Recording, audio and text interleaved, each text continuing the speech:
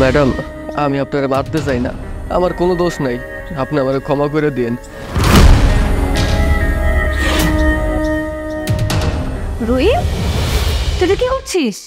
Madam বিশ্বাস করুন madam, আমার কোনো দোষ নেই ম্যাডাম, আমি আপনাকে মারতে চাইনি ম্যাডাম, আপনি আমার ম্যাডাম ক্ষমা করে দেন ম্যাডাম।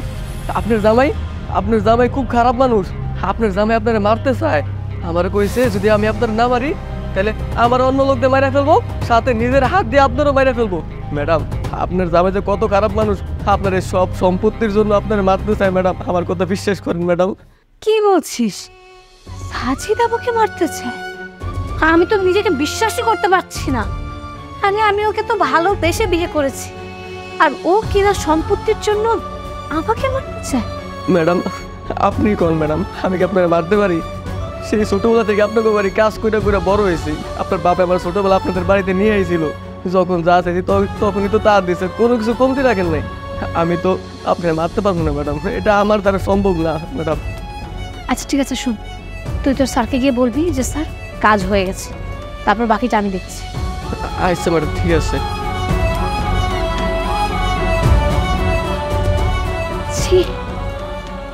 সাজিদ আমাকে মারতে চাইছে, কিন্তু বিশ্বাসই করতে পারছি না।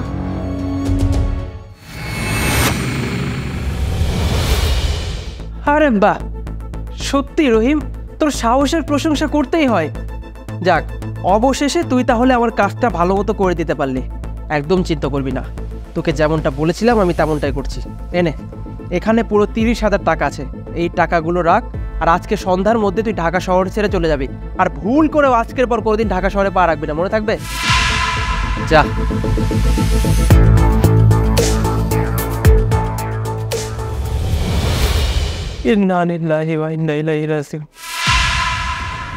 আমার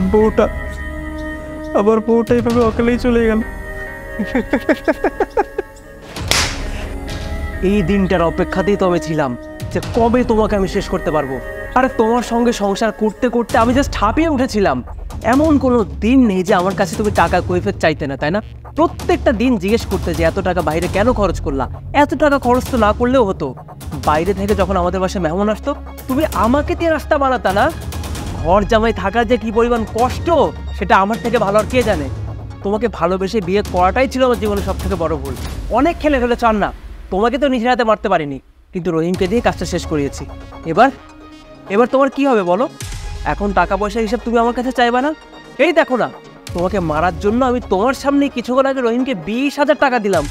এখন টাকার কৈফিয়ত চাও আমার কাছে, জান পাখিয়ে? চাও টাকার কৈফিয়ত? চাও টাকার কৈফিয়ত? চাও? আফরিন, তুমি বেঁচে আছো?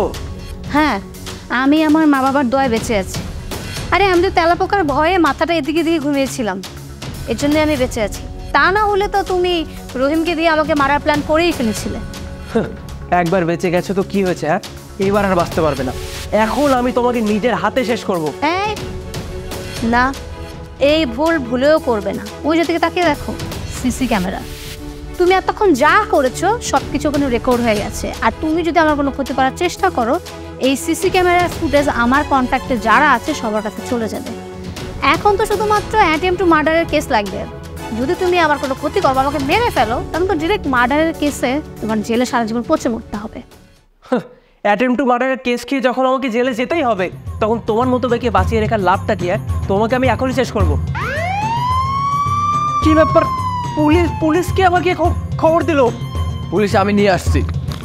তোর মতো শয়তানের এই সমাজে টিকে থাকার কোনো অধিকার নেই, তোকে জেলেই ভালো বানায়। আফরিন, তুমি না আমার ওয়াইফ, আমি তোমার সামনে জেলে যাব এই জিনিসটা কি ভালো দেখায়? তুমি প্লিজ আমাকে মাফ করে দাও না। না না ম্যাডাম, আপনি এই শয়তানের কথায় একদমই নরম হবেন না। ও আপনারা মাইরা ফেলতে চাইছে ম্যাডাম, ওরে জেলে যাইতেই হইব।